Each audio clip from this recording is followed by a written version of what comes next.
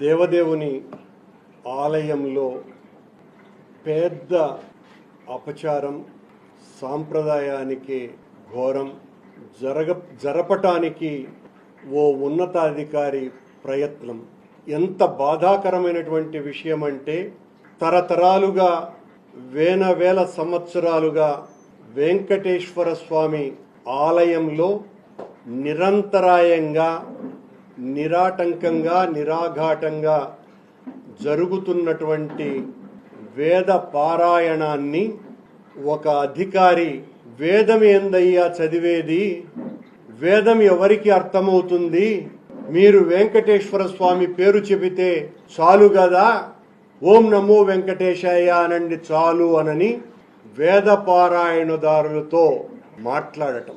కొద్దిమంది వేద పారాయణదారులు నాతో మాట్లాడుతున్నప్పుడు భయంతో వణుకుతూ సాంప్రదాయాలకు తూట్లు పొడిచేటువంటి పరిస్థితి, కొండ మీద దాపురించే స్థితికి చేరుకున్నాం సార్.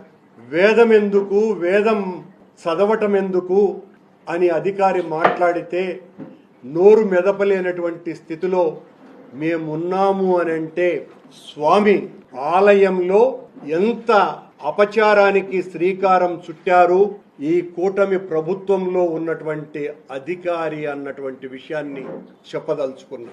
ఎంత సనాతన ధర్మానికి తూట్లు పొడిచేటువంటి వ్యవహారం ఇది. మన సాంప్రదాయాలకు, ఆచారాలకు, హిందూ ధర్మానికి నిట్ట నిలువున గొయ్యి తీసి పూడ్చేటువంటి కార్యక్రమం ఇది. వేదం అంటేనే బ్రహ్మదేవుని వాక్కు అన్నటువంటి విషయం అందరికీ కూడా తెలిసినటువంటిది. సనాతన భారతీయం వేల సంవత్సరాలుగా ఈనాడు ఇంకా కూడా సమున్నతంగా వెలుగుతోంది అంటే ఆ వేద జ్వాల కారణం అన్నటువంటి విషయం కూడా ప్రత్యేకంగా చెప్పాల్సినటువంటి పని లేదు. ప్రాచీన నరులంతా కూడా తమ విజయాలను నిక్షిప్తం చేయటానికి వెండి, బంగారం, కంచు, పాలరాయి లాంటి వాటిల్ని ఎన్నుకొని వాళ్ళ విజయగాథల్ని వాళ్ళు నిక్షిప్తం చేస్తే, మన సనాతన ఆర్యుడు బుద్భుతప్రాయమైనటువంటి వాక్కును ఎంచుకొని తరతరాలుగా వారసత్వ సంపదగా ఈ వేదాలను వేల సంవత్సరాలుగా చెక్కు చెదరనివ్వకుండా కాపాడుకుంటూ వస్తున్నారు. దైవ బలంతో, దేవుడిచ్చినటువంటి వరంతో. ఆ ప్రాచీన విజేతలందరూ కూడా వాళ్ళు చెక్కినటువంటి విజయగాథలు అవి ఈజిప్టు పిరమిడ్లైతే ఎడారి గాలులకు కరిగిపోయాయి. వెండి, కంచు విగ్రహాలన్నీ కూడా దొంగలు పట్టుకుపోయారు. శాసనాలన్నింటి కూడా చెదిరిపోయినాయి.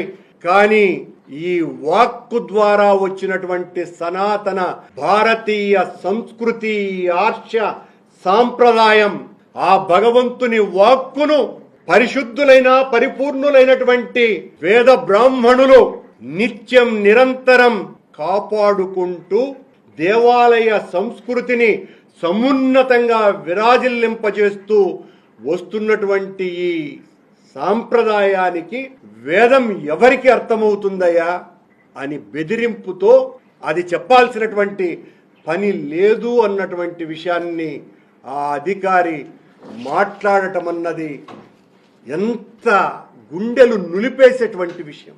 భారతీయ సంస్కృతి కాపాడబడాలి. భారతీయ సంస్కృతే మొత్తం ప్రపంచానికంతా దిక్సూచి. భారతీయ వేద సంస్కృతి వలనే సనాతన ధర్మాలు కాపాడబడుతున్నాయని చెప్పేటువంటి నమ్మేటువంటి వాళ్ళకందరికీ కూడా సాక్షాత్తు వెంకటేశ్వర స్వామి ఆలయంలో పనిచేసేటువంటి ఓ అధికారి తనకున్నటువంటి అధికార గర్వంతో, బలంతో శరాఘాతంలాగా ఈ ప్రయత్నాన్ని చేస్తుంటే అడ్డుకోకపోతే ఏ స్థితికి దిగజారుతామో ఒక్కసారిగా, నేను దీన్ని రాజకీయం చేయటానికి కాదు, నేను ఇది సనాతన ధర్మాన్ని కాపాడాలని కంకణబద్ధులైనటువంటి హిందూ జాతికంతా కూడా తెలియపరుస్తున్నటువంటి విషయం ఇది.